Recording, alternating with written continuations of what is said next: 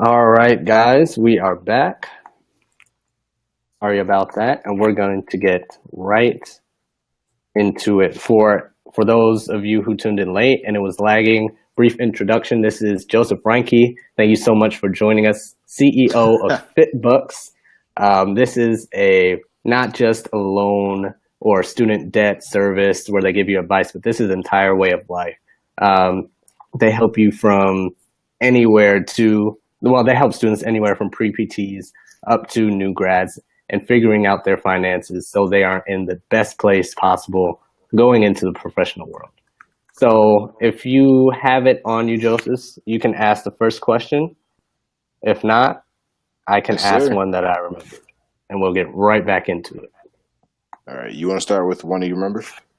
Yeah, so one was about going to a certain university that many students we know go to, University of St. Augustine, and how that would work for pre-PTs, if that's a good option, if that's a bad option, since it is one of the more expensive schools. But it also has a flex program, and you can work in school. So what are your views on that?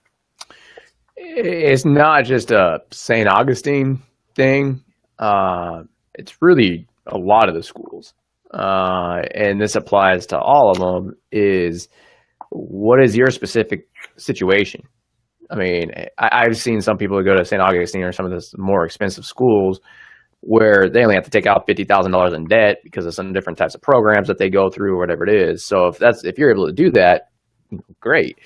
If you're going to any of the expensive schools and you're having to take out, 150, 200, 250, grand, whatever it is, really ask yourself, well, am I going to, does it justify the salary increase in order to do that? And like you said, does it have a flex program or whatever it may be so I can work?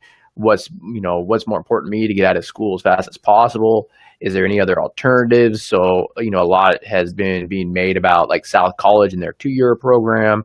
Baylor has the same program now. So is that something to look at? And again, it's really all schools. It's not just St. Augustine. It's all of them. I mean, you can even go to a state school and be an out-of-state, individual, and it's costing you 150, 160 grand. Is that, does that justify it? And oftentimes I hear individuals say, well, I went to that school because that's the one I got into. Okay, so, maybe you should wait a year and try to get into another school if that's really the only option you have. And you're looking at staring down the barrel when you graduate of $200,000 in debt, maybe you should just rethink it. And I'm not saying don't go, but you have to really think about, what does this do to my finances when I graduate, and is it worth it? Yeah, that's very, very good point. So if you missed that, catch that, rewind, catch that on replay. Going on to the next question, which we already did, but just touching on it briefly because of technical issues. What advice can you give students who are applying to out of state and have to pay out of state tuition? Yeah, so make sure there's two pieces of this. When you go into, and I can speak for California, it's different for every state. You want to make sure that you talk to your financial aid and your chair and everybody else to make sure that you're doing it correctly. But like when you come into California, you can get your driver's license, declare residency in the state, and after a year, you are now eligible for in-state tuition rates. Okay, and in my opinion, it's an absolute must. There's no reason to go to an in-state school and not get in-state tuition. That's one of the main benefits is saving money that way. Okay. Now you also want to get it in writing from a representative at the school of what you need to do to actually be in state. And that's very, very important because we've seen multiple cases here at FITBUX that someone went out of state. They were told this is all you have to do to qualify for in-state tuition. And then after a year, they go to file and it's like, nope, sorry, you don't qualify. And it's like, well, wait a second, you told me this. And it's like, well, I verbally told you that. I didn't put it in writing, so you can't do anything about it. Sorry, you're screwed, basically. So whoever tells you that, you just need to do X, Y, Z to qualify for in-state tuition, make sure that the school representative puts that in writing. So that way you can then turn around if they don't get it to you and say, hey, look, you told me X, Therefore, you have recourse if they don't hold up to their end of the bargain.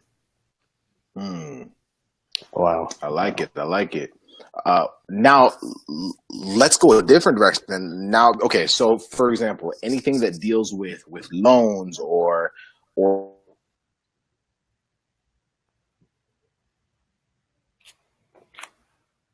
there are some that are wondering if it's even possible to pay off the interest from your loans while in school.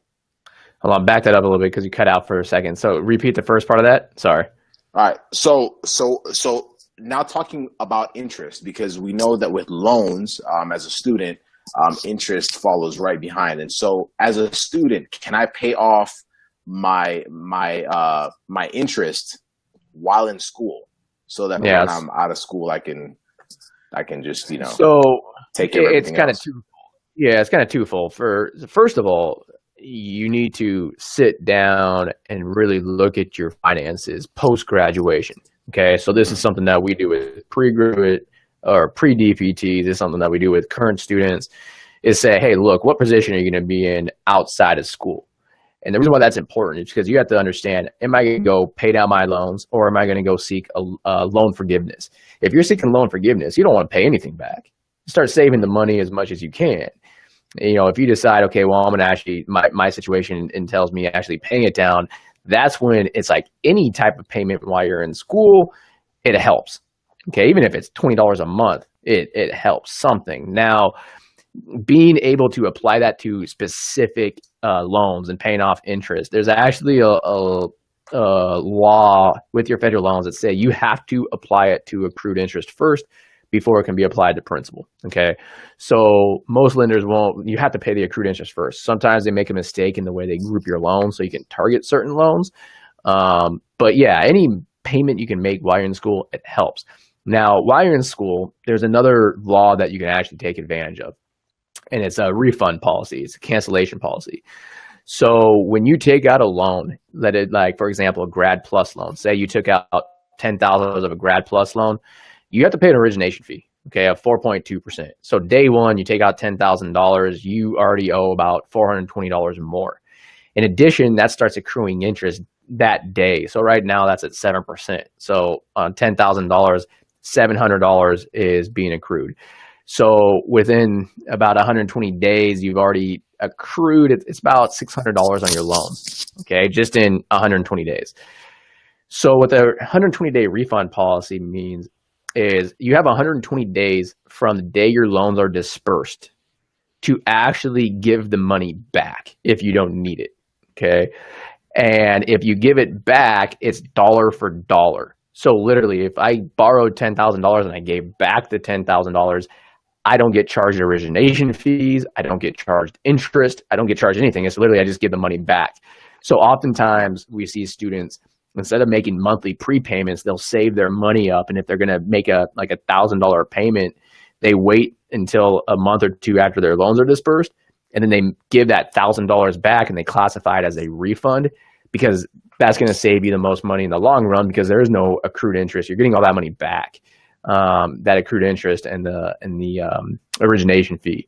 So either A, you can build discipline and start making payments of like $50 a month, or make the repayment of the refund and the cancellation on the 120 days and get back the money, so that way you don't have to pay the fees and the interest. Either way is really good. If you can do both, even better.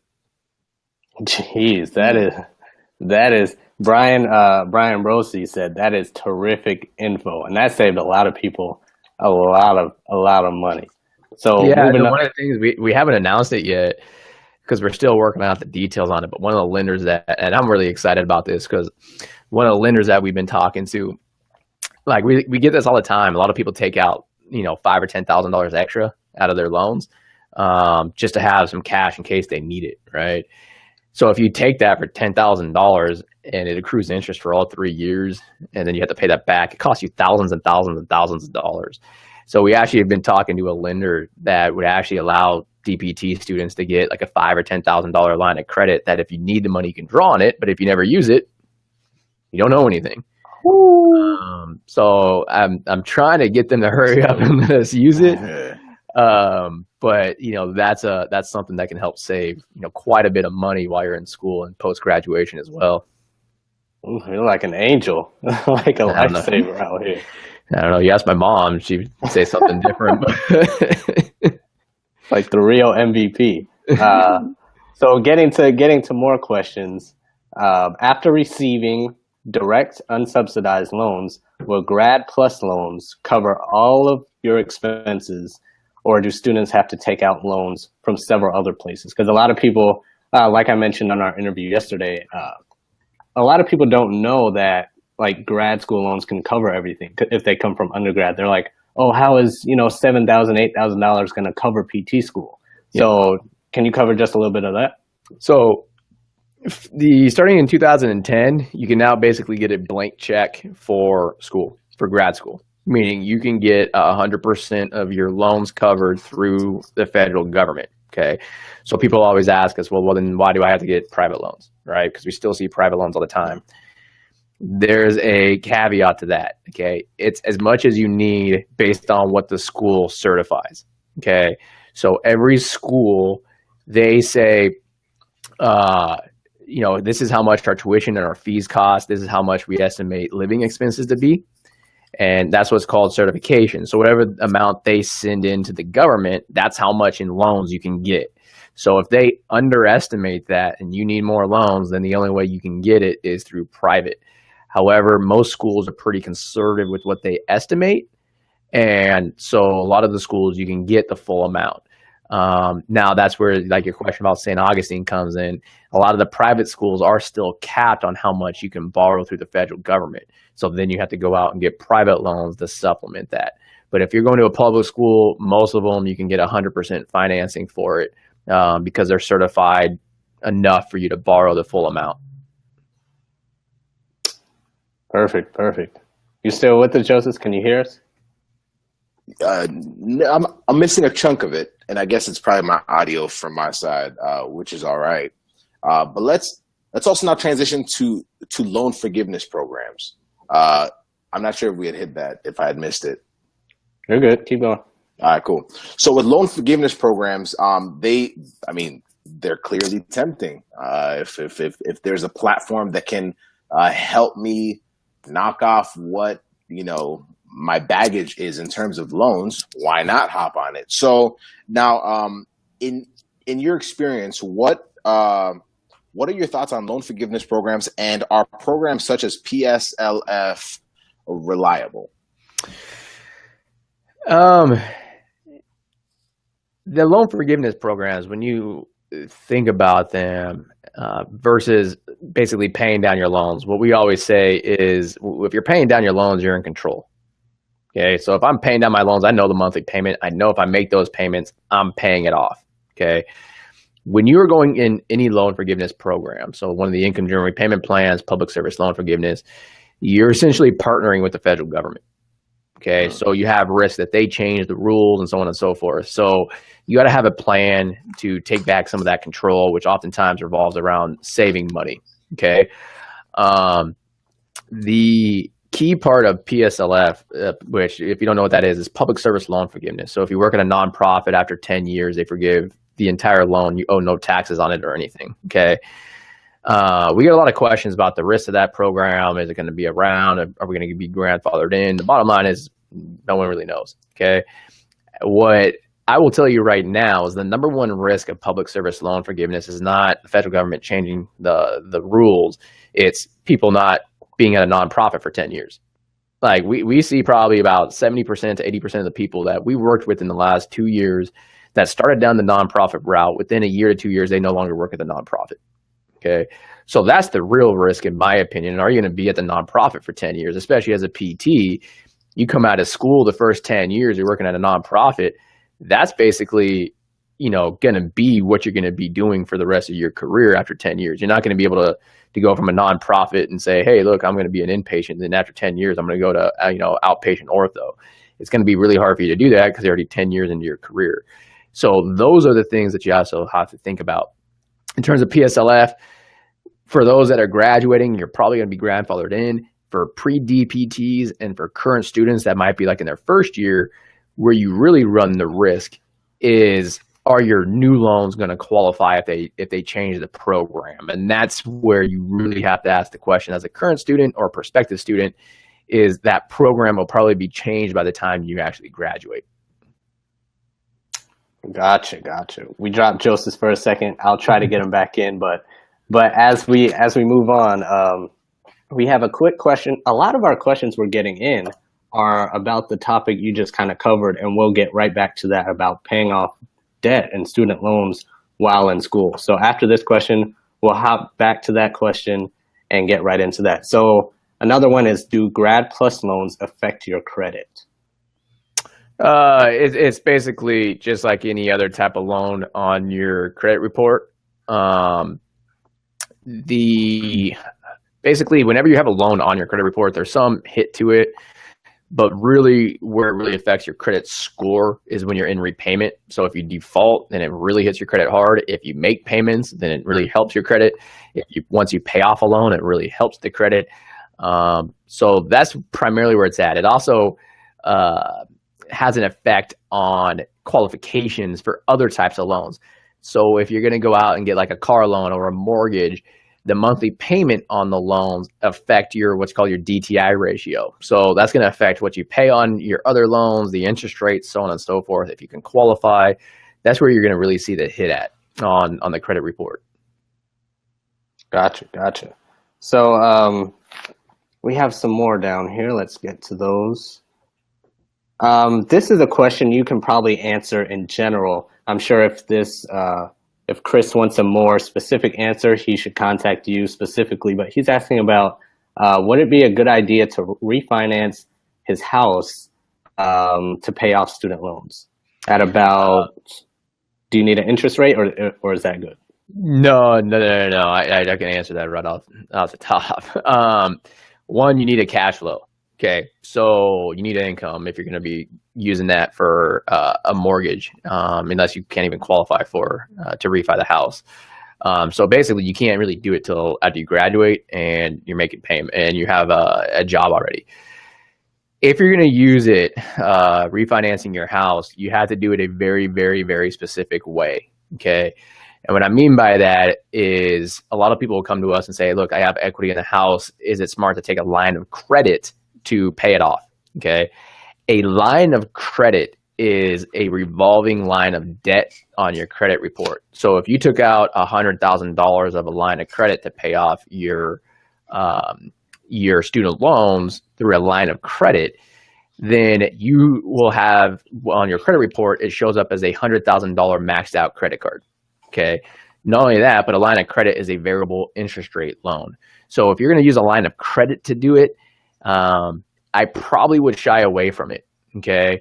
The most effective way to do it is to actually do what's called a cash out refinance, where you're actually getting a brand new mortgage, a new first mortgage on the property, and you're taking out more in cash, and you're taking that cash to then repay your loans. If you do that, chances are it's going to be a lot lower interest rate than your student loans. Even if you try to refinance with a student loan company, it's probably going to be a lower interest rate because mortgage interest rates are a lot lower. The other thing is, as a PT, already you can only write off $2,500 of your interest, and that starts being phased out. And once you hit over, I think it's like $80,000 if you're single, you can't even write off any of the interest anymore. So once you have a mortgage, if you tie that into a mortgage and you're paying that back, 100% of the interest is then deductible, as long as you're not above the AMT minimums. So at that point, if you're doing it with a cash out refinance, yeah, absolutely. The only risk you run in that is now it's backed against your house. So, you're basically putting up your house as collateral. But from a financial standpoint, if you're using a first mortgage and a cash out refi, absolutely. By the way, that's the other thing that we're trying to talk to mortgage lenders to look into for that, as well as getting home loans for people on income driven repayment plans. Again, I don't know when that's going to be tied in, but absolutely. Now, if you want to talk about credit, this is just a side thing. I brought up the line of credit. Don't necessarily take it out on your house just to repay student loans. But if you're really wanting to really get a benefit on your credit report, if you have equity in your house, take out the line of credit. Take it out for like $50,000. Just don't ever draw against it. Have a zero balance on it. Because then if you have a zero balance on it, then it shows up as a $50,000 credit card with no balance, and that will actually increase your score dramatically. So it's just another way to manipulate your credit score to improve it over the long run. Gotcha. Hope that helped you out, Chris. Moving on to the next question. Is it better to pay off your loans as soon as possible to avoid accruing more interest? Or is it better to do some kind of loan forgiveness or pay as you earn with minimum payments every month for like 25 years? It is 100% dependent on each person's scenario, and it's different for every single person. It changes based on your income. It changes based on each state you live in. It changes based on if you're married or not. It changes mostly on how much you actually owe. Okay. And the big wild card is how much do you know about money? Because if you're going to make those smaller payments for 25 years, you got to invest it. Are you comfortable investing money? Do you know what type of returns you need to get? And again, it's different for everybody. And we actually have a tool that's actually our most popular tool at FITBUX. Is we actually have a tool that we built out that shows over 20 or 25 years, if you pay down the loans and then save it thereafter, how much money do you have versus if you go on an income-driven repayment plan, save the difference that you're not paying down, go for 20 years, pay the tax, how much money do you have left over? And we had that tool. You can see like, okay, well, if I were to invest, what's the break-even rate that I would have to have on my money to do that and be in a better situation? And so again, it really just depends 100% on that individual's situation. Gotcha. So it changes over time. Hope that helped, JL. So moving on real quick. So we have a question about like VA programs, veterans, military, and all that. So what is your opinion on HPSP programs through the VA hospital where they pay for 2 years of school for 2 years of working at a VA hospital? Yeah, so we don't like that example. Yeah, we don't dive deep into those because we don't see very many people doing them, simply because they're not offered on a wide scale.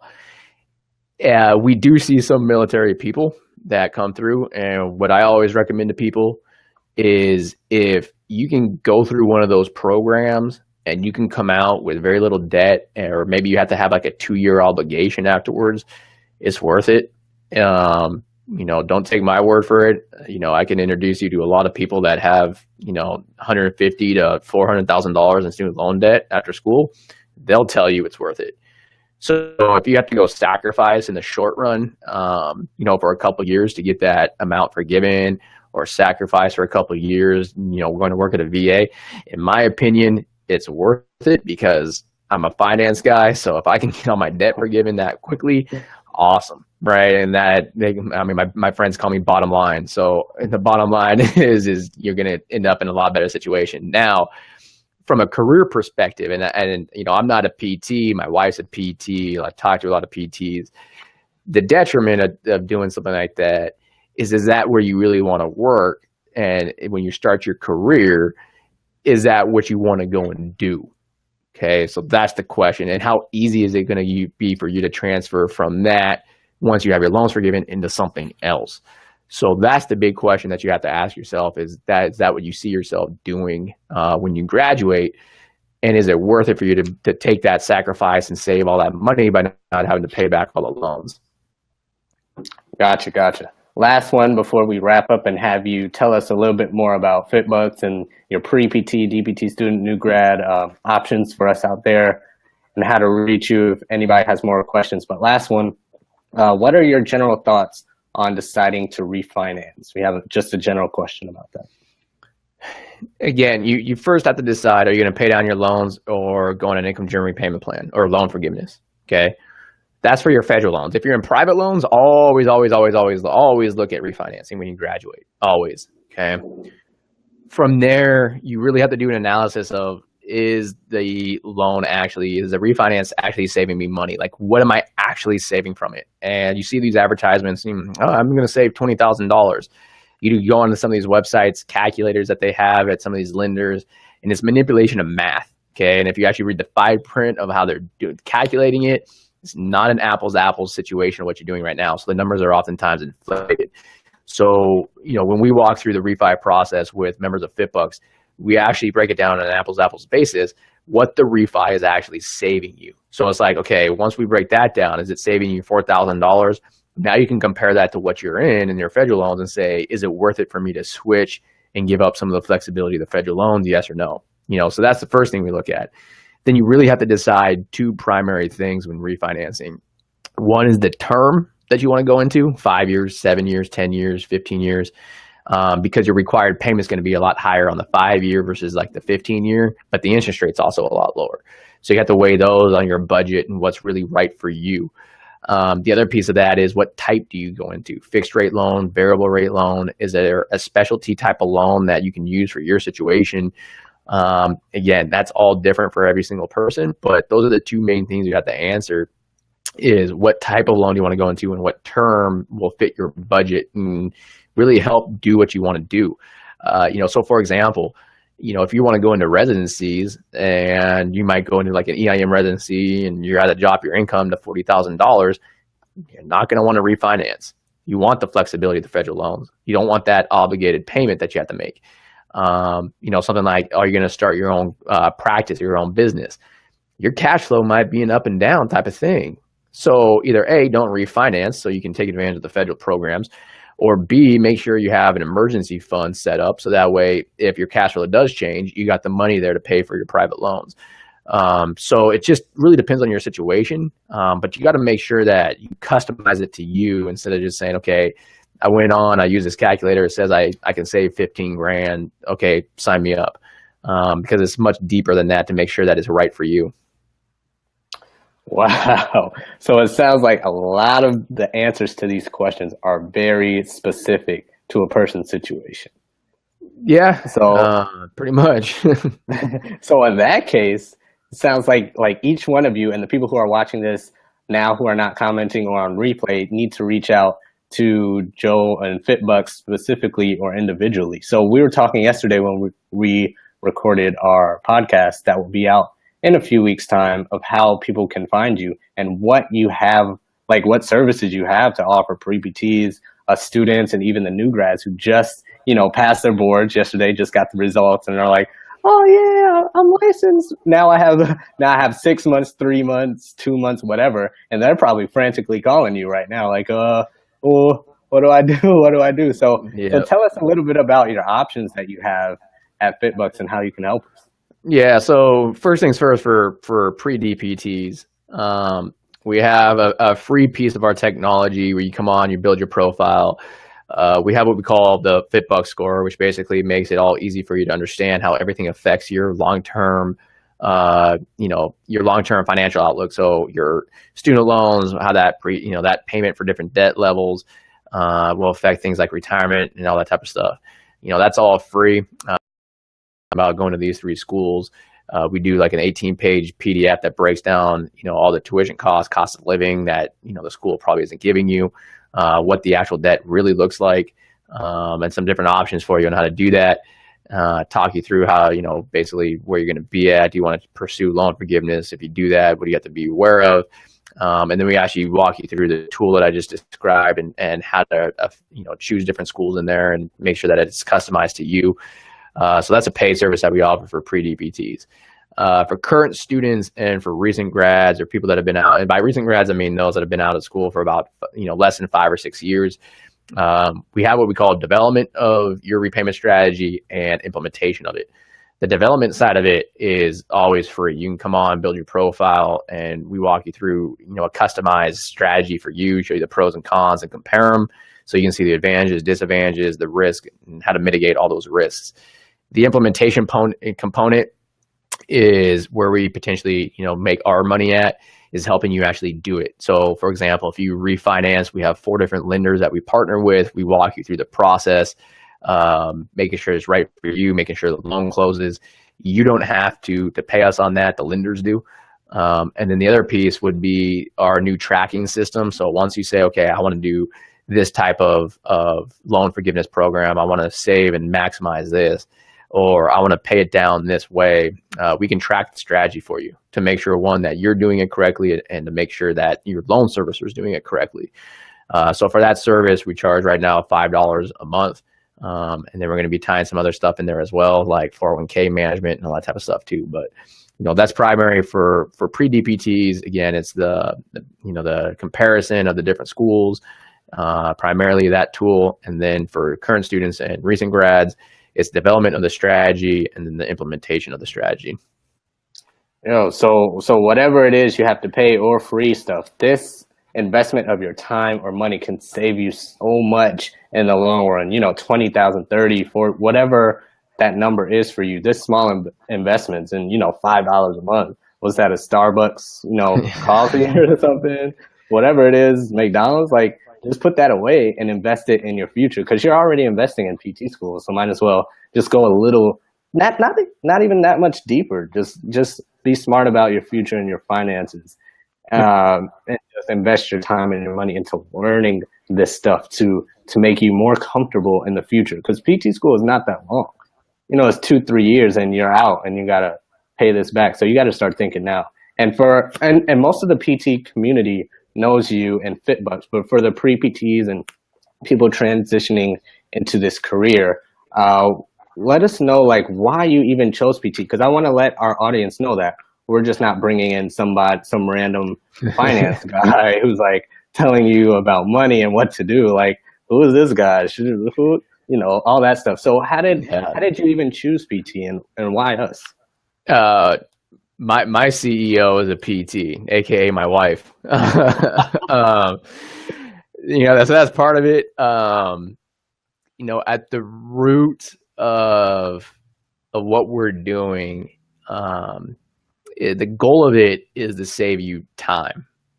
Okay, so that way you can spend more time doing what you really want to do, which is either practicing being a PT, or spending time with your family, starting a business, whatever it is. Nobody really wants to spend time with their student loans, or trying to figure out how to manage their assets, or whatever it may be. So our technology that we're building is designed to actually save time for you, so that way you can do something else. So when we were looking at different industries, I said, who really would value that time savings? Who is going into professions not because you're going to make $500,000, because you got to understand the industry that I come from. Okay, the finance industry. These guys go to Wall Street thinking they're going to make $1 million, and then they flame out after 2 or 3 years because they actually have to work 20 hours a day. Okay, an industry where greed is number one probably isn't the best industry for us to bring the technology to. So when we looked at it, we said, what professions out there really value their time because they're trying to go into a profession where they're actually doing something, where helping people and whatnot. So naturally, the PT industry, I knew a lot of people in the industry, and it was a natural fit because you have everybody that needs, from refis to loan forgiveness and everybody in between that needs to make that decision. And like I said, my wife's a PT, so it seemed to be a natural fit. So that's why we started FITBUX within the PT industry. Gotcha.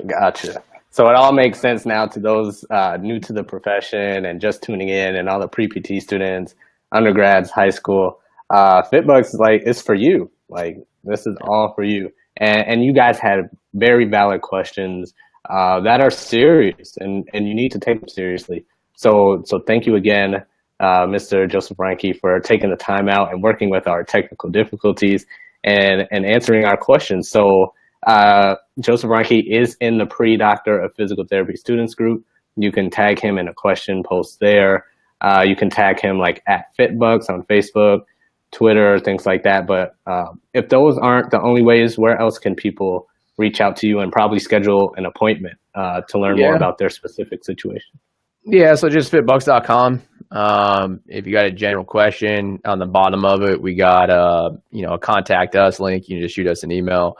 A lot of times, as you pointed out, Casey, a lot of this stuff is not a cookie cutter answer. That's actually one of the reasons why when I see people post stuff online, it's you should do this or this. It's no, it's got to be customized to you. So, we recommend when you come on to FITBUX.com, build your profile. It takes probably 4 or 5 minutes to build it out. Just use estimates. That allows us to really customize the solution for you and provide like real feedback, not just cookie cutter type of answers. I always joke around. Cookie cutter answers are all over the place.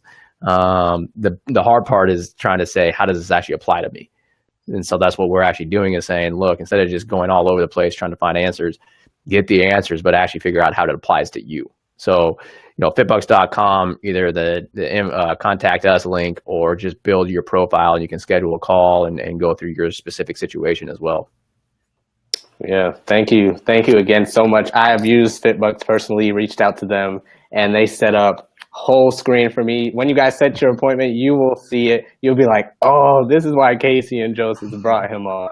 This makes so much sense, whether you're a pre-PT, a student now, or just graduating, whatever you are, please check them out. It's for your benefit totally. So thank you again for joining us and sticking with us through this broadcast. It's truly, truly appreciate it. So thanks again. Thanks for having me. Yeah, we'll see you again next time, next week on another pre-PT chat. Thanks for hanging with us, guys.